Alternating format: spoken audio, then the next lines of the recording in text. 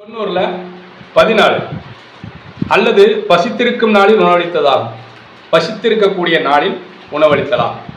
என்ன, நமக்கும் நோய் வரும்.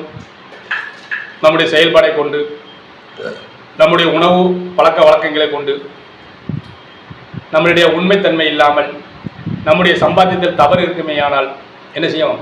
நமக்கும் அங்கே நோய்கள் வரும். நமக்கும் பசி இருக்குது, ஆனால் சாப்பிட முடியாத நிலையும் இருக்குது. நீங்கள் பசித்திருந்த நாளிலும் உங்களால் சாப்பிட முடியலையா? மருந்து மாத்திரைகள் தின்று கொண்டு இந்தந்த உணவுகள் உங்களுக்கு தடுக்கப்பட்டிருக்க, அல்லாஹ் அனுமதித்ததை எவர்கள் இந்த மனிதர்கள் தடுத்தார்களோ, மருத்துவன் பேரில் தடுக்கப்பட்டிருக்கு அப்படின்னு இருக்கும்போது நீங்கள் பசித்திருக்கீங்க.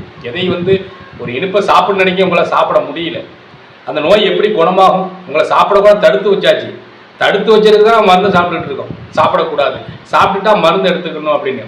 இதுவும் பசித்திருப்பது தான். தண்ணி குடிக்க முடியாது, தண்ணி குடித்தாலும் தாகம் அடங்கும், ஆனால் தடுக்கப்பட்டிருக்கு. வெந்நீரை குடித்துக்கொள்ளு அப்படின்னு.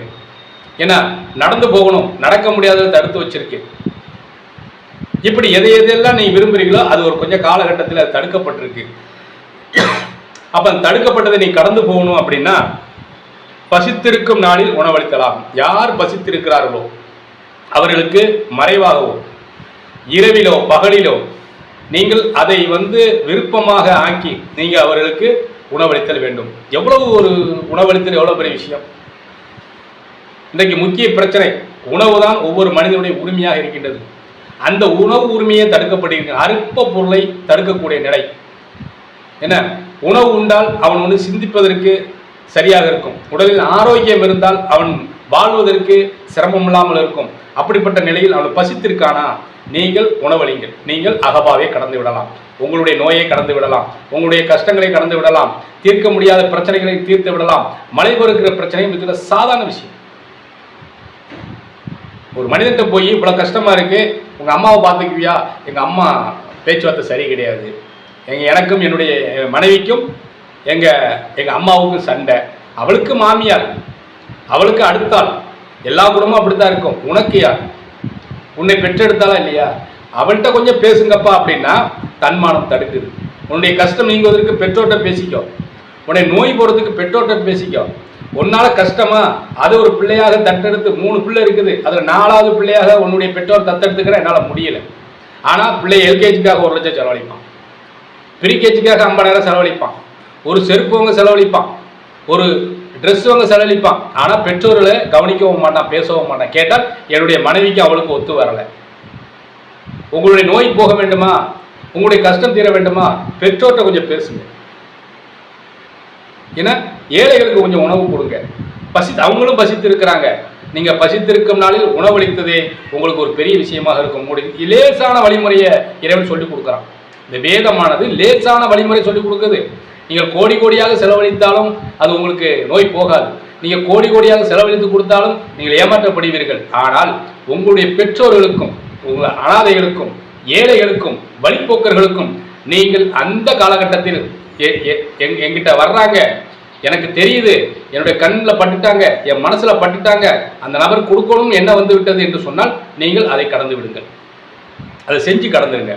அதனால சிம்பிளா இறைவன் சொல்லி காமிக்கிறான்.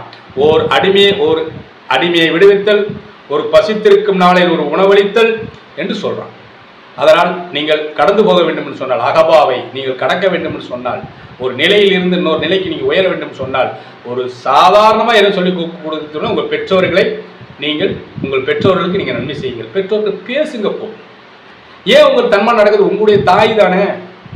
அவன் எப்போது வருவான், என்னுடைய பிள்ளைகள் எப்போது வருவான் அவங்க ஏங்கிக் கொண்டு இருக்கிறார்கள். அவர்களிடத்தில் வீராப்பு இல்லை, அவர்கள் உங்கள் மீது கொடூரம் இல்லை. உங்களுக்கு நீங்கள் கஷ்டப்பட வேண்டும் என்ற எண்ணம் இல்லை. ஆனால் நீங்கள் எண்ணுகிறீர்கள், மனைவியுடன் சண்டை போட்டு விட்டால் என்பதற்காக தன்னுடைய தாயையும் தன்னுடைய பெற்றோரை பிரித்து வைத்து அவர்கள் கஷ்டப்படுவது கூட நீ கண்ணில் பார்க்குறீங்க, பிறகு சொல்றது கூட நீ கேட்குறீங்க. அப்போ அவங்க அம்மா ரொம்ப கஷ்டப்பட்டுக்கிட்டு இருக்காங்க, உங்க தகப்பனா ரொம்ப கஷ்டப்பட்டுக்கிட்டு இருக்காரு, அவருக்கு எது செய்யலாம்னா இல்லை, அவங்கெல்லாம் சரி கிடையாது என்று. யார் சரியில்லை? பெற்றோர்களா பிள்ளைகளா? பெற்றோர்கள் சரியாக இருந்தால் வளர்ந்து நிற்கிறீங்க, பெற்றோர்கள் சரியாக இருந்தால்தாங்க படித்து நிற்கிறீங்க. படித்த பிறகு அறிவு வந்ததுதான் பெற்றோரை நீ எதுக்கு ஆரம்பிக்கிறீ, நீ சரியில்லை என்று இறைவன் சொல்லுகின்றான். முதலில் பெற்றோரை மன்னிக்காதவன், பெற்றோரை மதிக்காதவன், பெற்றோர்கள் தன்னுடைய தேவைகளை கொடுக்காதவன் அவன் எவ்வளவு உலகத்துல எவ்வளவு பெரிய புகழ் வாங்கியிருந்தாலும் அது அற்பம் என்று இறைவன் சொல்லி காட்டுகின்றான். அதனால் பெற்றோர்களுக்கு முதல்ல கீழ்ப்படிஞ்சிருங்க. இந்த ஏழையா இருக்கிற உணவில்லாதவருக்கு பசித்திருப்பவர்களுக்கு நீங்க உணவளிங்க. யாருக்கு? பெற்றோருக்கு நன்மை செய்யுங்கள், அனாதைக்கு உதவி செய்யுங்கள், சிறு குழந்தையான உதவி செய்யுங்கள், அடிமைக்கு உதவி செய்யுங்கள், நேர்வழியில் இருப்பவர்கள் வாழ்க்கையில் நேரான பாதையில் வாழ வேண்டும் என்பவர்களுக்கு நீங்கள் உதவி செய்யுங்கள் என்று இறைவன் சொல்லி காட்டுகின்றான். இதுவே அகபாவை கடந்து போவதாக இருக்கின்றது.